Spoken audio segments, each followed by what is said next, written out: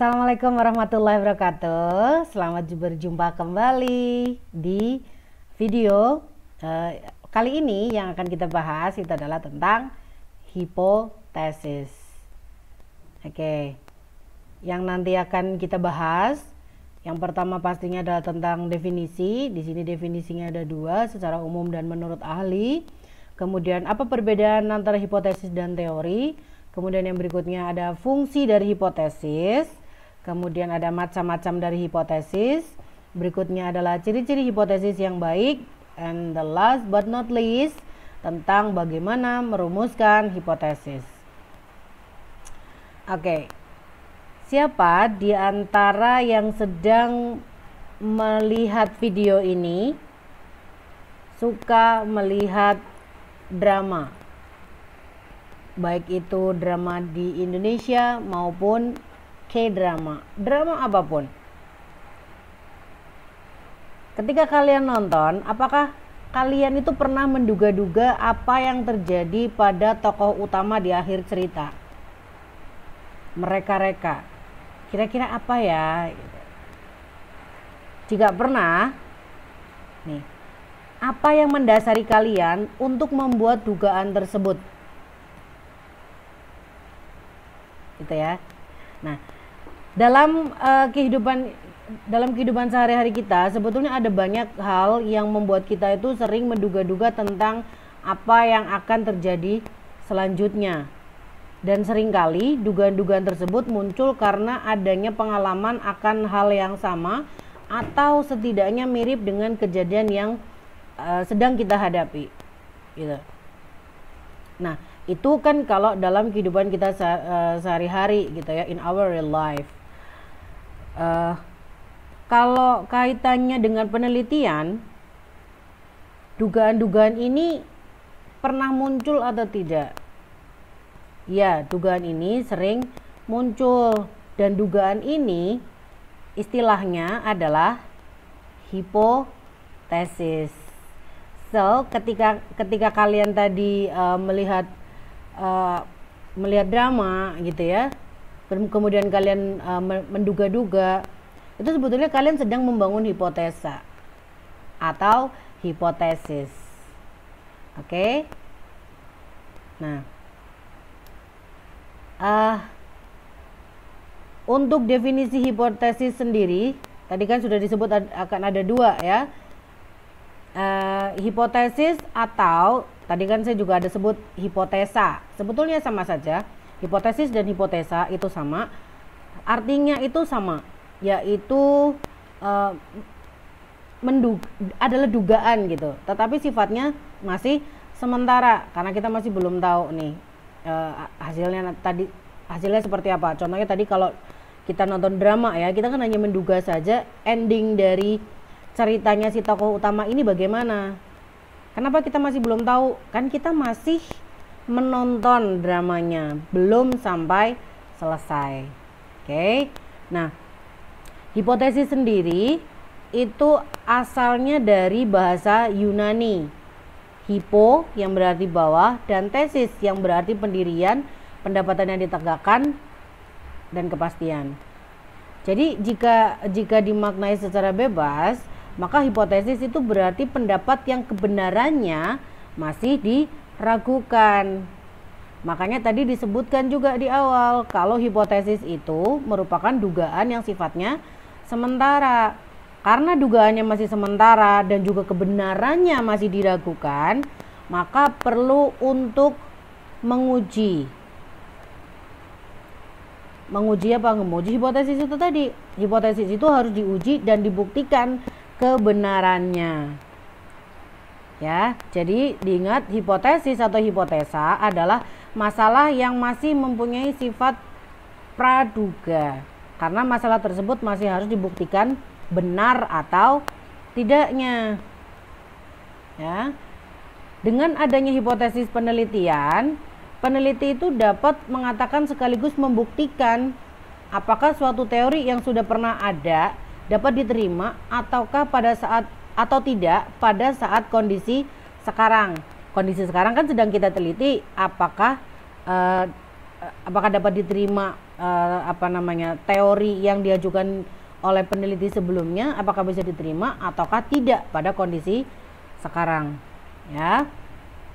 Jadi secara umum pengertian atau definisi dari hipotesis itu dia itu merupakan asumsi atau dugaan yang disertai dengan kesimpulan sementara dari peneliti. Oke. Nah, ini adalah contoh dari hipotesis ya, tapi ini yang sifatnya sehari-hari nih. Contohnya adalah apabila kita melihat awan yang gelap, mendung, dan kemudian menjadi sangat pekat, maka orang bisa saja menduga berdasarkan pengalaman bahwa awan yang hitam dan pekat akan turun hujan. Sebentar lagi itu akan turun hujan. Karena apa? Berdasarkan pengalaman sebelumnya, ketika melihat awan hitam dan pekat, maka mereka berasumsi, mereka akan menduga bahwa sebentar lagi akan hujan. Nah, secara ilmiahnya dugaan tadi atau asumsi tadi namanya adalah hipotesis. Kalau semisal turun hujan, maka hipotesisnya betul. Ya, tetapi kalau semisal tidak turun hujan, maka hipotesis tersebut dinyatakan salah atau tidak diterima. Ya. Oke. Kemudian definisi hipotesis menurut ahli di sini akan ada 5, ya. Kita perlu tahu bahwa ciri utama dari hipotesis itu adanya perbandingan antara dua variabel atau lebih. Bisa dikatakan bahwa hipotesis itu tidak bisa terjadi tanpa adanya variabel pendukung dalam penelitiannya. Jadi kalau semisal tidak ada variabel, ya tidak akan bisa dibangun hipotesis, ya. Nah, variabel itu apa? Tadi kan ada disebutkan ada variabel, ya. Variabel itu adalah konstruk atau sifat yang sedang dipelajari. Ada 5 variabel. Yang pertama adalah variabel bebas atau independen. Dia tidak dipengaruhi oleh apapun. Kemudian variabel tergantung atau dependent. Jadi variabel dependent ini dipengaruhi oleh variabel independent atau variabel bebas. Kemudian variabel perantara atau moderate, atau ada juga yang mengatakan moderasi. Kemudian yang berikutnya adalah variabel pengganggu atau intervening, dan yang terakhir adalah variabel kontrol. Oke. Nah, untuk penjelasan lebih lanjut tentang variabel, fungsinya apa, kemudian ketika variabel-variabel ini digunakan bentuknya seperti apa, kita akan bahas di video lainnya. Oke, ini adalah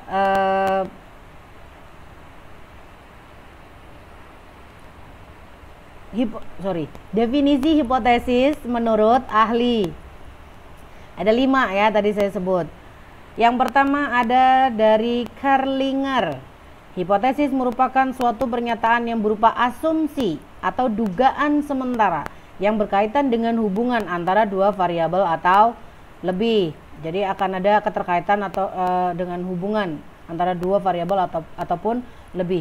Bisa 2, 3, 4, 5, 6 bahkan lebih. Kemudian menurut Mundilarso, hipotesis adalah suatu bentuk pernyataan yang sifatnya masih sangat lemah sehingga perlu dilakukan pengujian lagi untuk membuktikannya dengan teknik atau analisa tertentu. Kemudian menurut Nasution, hipotesis adalah dugaan atau asumsi tentang sesuatu yang sedang diteliti atau diamati dengan tujuan untuk mengetahui kebenarannya. Menurut Sugiono, hipotesis digunakan untuk membuat jawaban sementara terhadap rumusan masalah penelitian, di mana rumusan masalahnya disusun dalam bentuk pertanyaan. Kemudian kalau menurut Suharsimi Arikunto, hipotesis merupakan jawaban sementara terhadap suatu permasalahan yang muncul dalam suatu penelitian, hingga kita perlu mencari bukti melalui pengumpulan data-datanya. So, Hipotesis adalah atau hipotesa adalah dugaan sementara terhadap rumusan masalah penelitian yang disusun dalam bentuk pernyataan yang bersifat pertanyaan, bukan pernyataan, yang disusun dalam bentuk pertanyaan yang bersifat sangat lemah sehingga perlu diamati dengan tujuan untuk mengetahui kebenarannya. Oke. Kemudian, apa perbedaan antara hipotesis dengan teori? Hipotesis ilmiah ialah hipotesis yang mencoba menyampaikan jawaban menyampaikan jawaban sementara dari masalah yang akan ditelitinya. Dan hipotesis menjadi benar teruji apabila semua tanda yang muncul tidak bertentangan dengan hipotesis tersebut. Jadi kalau semisal result atau hasil analisanya adalah menunjukkan bahwa hipotesa itu diterima, H0 ataupun H1, itu tergantung dari penulisan H0 dan H1-nya ya, mana yang bisa diterima. Kalau semisal H0-nya dituliskan diterima, maka H1-nya akan tertolak atau tidak diterima. Oke. Nah, dalam upaya untuk pembuktian hipotesis, peneliti bisa saja sengaja untuk menimbulkan ataupun menciptakan sebuah gejala. Kesengajaan tersebut dinamakan dengan eksperimen atau percobaan. Hipotesis yang telah diuji dan teruji benar atau tidaknya namanya adalah teori. Itu tadi perbedaan antara hipotesis dan teori ya. Kemudian yang berikutnya adalah apa fungsi dari hipotesa? Ada dua pendapat mengenai fungsi dari hipotesa atau hipotesis, sama saja kok. Menurut Ari Donald tahun 2000 menyatakan bahwa fungsi dari hipotesis yaitu memberikan penjelasan dan gambaran tentang gejala-gejala yang terjadi sehingga menghasilkan asumsi atau dugaan sementara. Oke. Memberikan penjelasan dan juga gambaran. Kemudian masih menurut Ari Donald, hipotesis juga berfungsi memberi arah pada suatu penelitian. Jika kita tidak membuat hipotesis, maka apa yang akan kita cari sebetulnya? Oke, jadi dia memberikan arahan. Hipotesis itu memberikan arahan pada sebuah penelitian. Nah, kemudian menurut Profesor Dr. S. Nasution tahun 2000, hipotesis berfungsi untuk menguji kebenaran teori-teori yang sudah pernah ada. Nah, di sini fungsi hipotesis masih menurut Nasution bisa memberikan gagasan baru yang bisa digunakan untuk mengembangkan suatu teori. Jadi bisa dikatakan sebuah teori itu ketika dia ditemukan atau dikemukakan oleh seorang ahli itu belum tentu atau bisa jadi suatu saat teori tersebut bisa berubah. Karena apa? Adanya perkembangan gitu ya. Oke. Kemudian yang berikutnya adalah macam-macam hipotesis. Ada 3 macam hipotesis dalam penelitian. Yang pertama adalah deskriptif, komparatif, dan juga asosiatif, di mana masing-masing hipotesis ini dapat digunakan sesuai dengan bentuk variabel penelitian yang digunakan. Untuk yang pertama, hipotesis deskriptif di sini dapat didefinisikan sebagai dugaan atau jawaban sementara terhadap masalah deskriptif yang berhubungan dengan yang berhubungan dengan variabel tunggal atau mandiri. Jadi di sini variabelnya hanya 1. Contohnya adalah seorang peneliti ingin mengetahui apakah bakso di restoran bakso bidadari cantik mengandung boraks atau tidak. Jadi dia ingin meneliti apakah ada boraksnya atau tidak. Maka peneliti dapat membuat rumusan masalah sebagai berikut nih. Apakah bakso di restoran bakso bidadari cantik mengandung boraks? Itu kan hanya dugaan. Ya, dugaan bukan dugaan. Ini adalah rumusan masalahnya dulu yang ingin dicari tahu. Oke, ini adalah yang apakah bakso di restoran bakso bidadari cantik mengandung boraks, itu adalah rumusan masalahnya.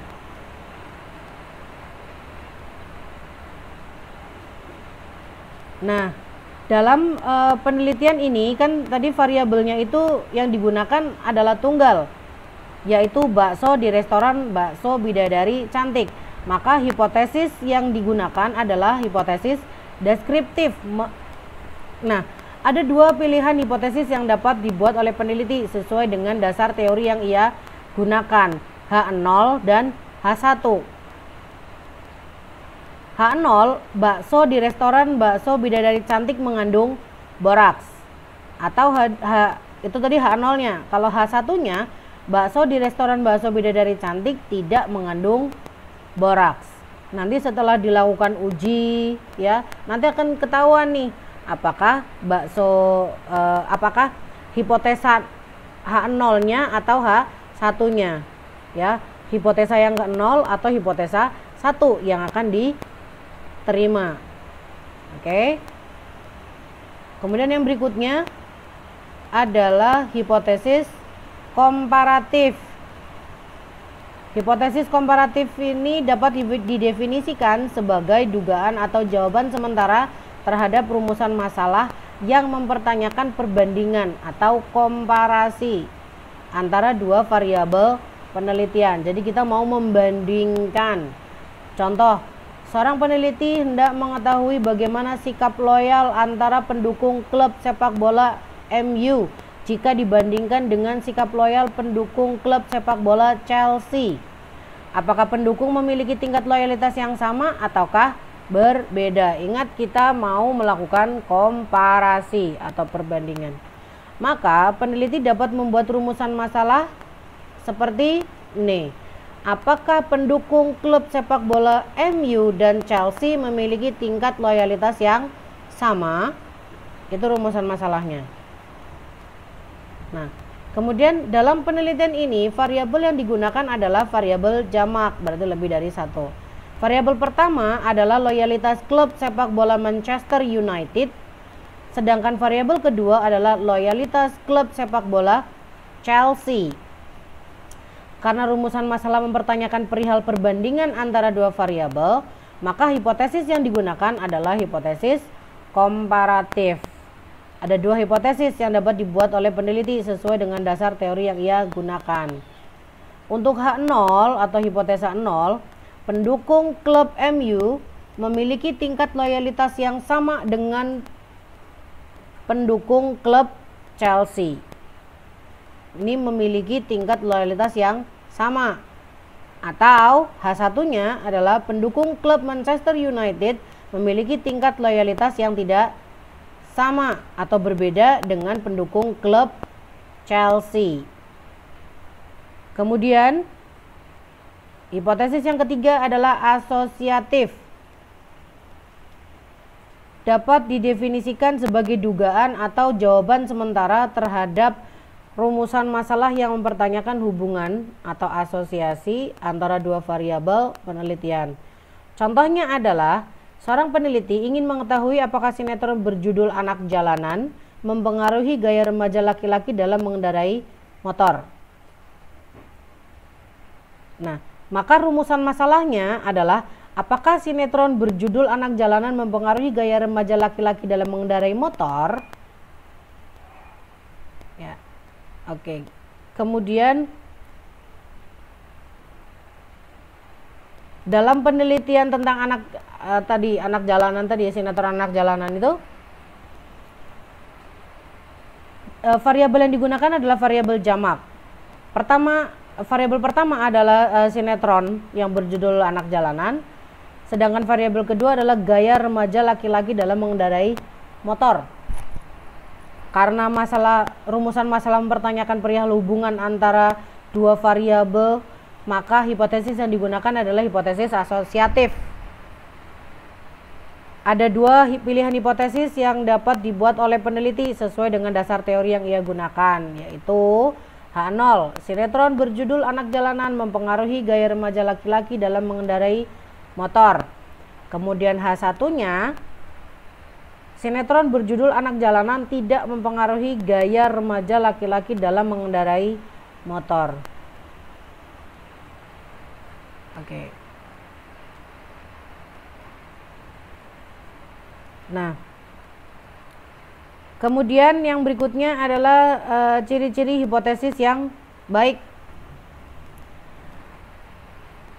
Setiap orang bisa membuat hipotesis.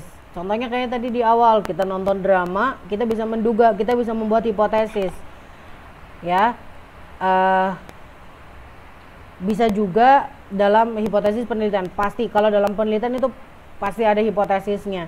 Dan kalau dalam kehidupan kita sehari-hari ternyata kita juga bisa membuat hipotesis, ya. Tetapi ada beberapa hal yang perlu dipertimbangkan untuk menghasilkan suatu hipotesis yang baik. Menurut Nazir setidaknya ada 6 ciri-ciri hipotesis yang baik. Yang pertama adalah harus menyatakan hubungan. Kemudian yang kedua harus sesuai dengan fakta. Jadi tidak hanya sekedar dugaan tapi tanpa dasar, itu juga tidak bagus, tidak baik gitu ya. Namanya juga kalau penelitian pasti ilmiah kan sifatnya. Jadi harus ada dasar. Kemudian harus berhubungan dengan ilmu serta sesuai dengan tumbuhnya ilmu pengetahuan. Kemudian yang keempat harus dapat diuji. Jadi bukan yang sifatnya supranatural gitu ya, yang tidak bisa diuji. Kalau supranatural kan tidak bisa diuji ya. Nguji santet itu bagaimana caranya, ya kan? Contohnya gitu. Kemudian simple atau sederhana. Kalau tadi yang dari macam hipotesa saja kita tahu kan bagaimana sih menuliskan H0 kan tidak rumit gitu ya, sederhana saja. Kemudian yang keenam, the last but not least, yaitu harus bisa menerangkan fakta. Nah, dengan demikian untuk membuat sebuah hipotesis yang baik, seorang peneliti itu harus mempertimbangkan fakta-fakta yang relevan, masuk akal, dan tidak bertentangan dengan hukum alam. Selain itu, hipotesis juga harus bisa diuji sebagai langkah verifikasi dalam penelitian. Jadi hipotesis itu memang harus bisa diuji. Oke, kemudian bagaimana merumuskan hipotesis? Ada dua. Yang pertama, teori sebagai teori sebagai acuan perumusan hipotesis, dan yang kedua adalah fakta ilmiah sebagai acuan perumusan hipotesis. Jadi untuk menghasilkan sebuah hipotesis tentunya kita itu harus mengikuti langkah-langkah tertentu. Dengan langkah dan cara yang benar, sebuah hipotesis yang baik itu akan memudahkan jalannya proses penelitian. Awal terbentuknya hipotesis dalam sebuah penelitian itu biasanya diawali atau dasarnya itu dari kayak tadi ya, dugaan atau terkaan atau asumsi. Tetapi meskipun dia asalnya dari dugaan saja, tetapi hipotesis itu tetap harus dibuat berdasarkan pada ada acuannya gitu ya. Nah, acuannya apa? Atau caranya gitulah ya. Ini ada dua. Yang pertama teori itu sebagai acuan perumusan hipotesis, dan yang kedua fakta ilmiah sebagai acuan perumusan hipotesis. Untuk yang pertama, teori sebagai acuan perumusan hipotesis. Untuk memudahkan proses pembentukan hipotesis, seorang peneliti itu biasanya menurunkan sebuah teori menjadi sejumlah asumsi dan postulat. Nah, asumsi tersebut dapat didefinisikan sebagai anggapan atau dugaan yang mendasari hipotesis. Berbeda dengan asumsi, hipotesis yang telah diuji dengan menggunakan data melalui proses penelitian adalah dasar untuk memperoleh kesimpulan. Jadi kalau semisal hipotesis tidak diuji, ya tidak akan menghasilkan sebuah kesimpulan. Karena apa? Dia hanya sebatas dugaan sementara. Gitu ya. Oke, kemudian yang kedua, fakta ilmiah sebagai acuan perumusan hipotesis. Secara umum, fakta itu dapat didefinisikan sebagai kebenaran yang dapat diterima oleh nalar sesuai dengan kenyataan yang dapat dikenali dengan panca indera. Bisa terlihat gitulah ya. Nah, fakta ilmiah sebagai acuan perumusan hipotesis dapat diperoleh dengan berbagai cara. Misalnya, memperoleh dari sumber aslinya. Kemudian, fakta yang diidentifikasi dengan cara menggambarkan atau menafsirkannya dari sumber yang asli. Kemudian yang ketiga, fakta yang diperoleh dari orang mengidentifikasi dengan jalan menyusunnya dalam membentuk abstract reasoning atau penalaran abstrak. Kemudian selain teori dan fakta ilmiah, hipotesis dapat juga dirumuskan berdasarkan beberapa sumber lain, yaitu ada kebudayaan di mana ilmu atau teori yang relevan dibentuk, kemudian ilmu yang menghasilkan teori yang relevan, analogi, dan yang terakhir adalah reaksi individu terhadap sesuatu dan pengalaman. Oke, untuk video tentang hipotesis cukup sampai di sini. Terima kasih telah melihat video ini sampai dengan selesai. Akhir kata, wassalamualaikum warahmatullahi wabarakatuh. Sampai jumpa lagi di video yang akan datang.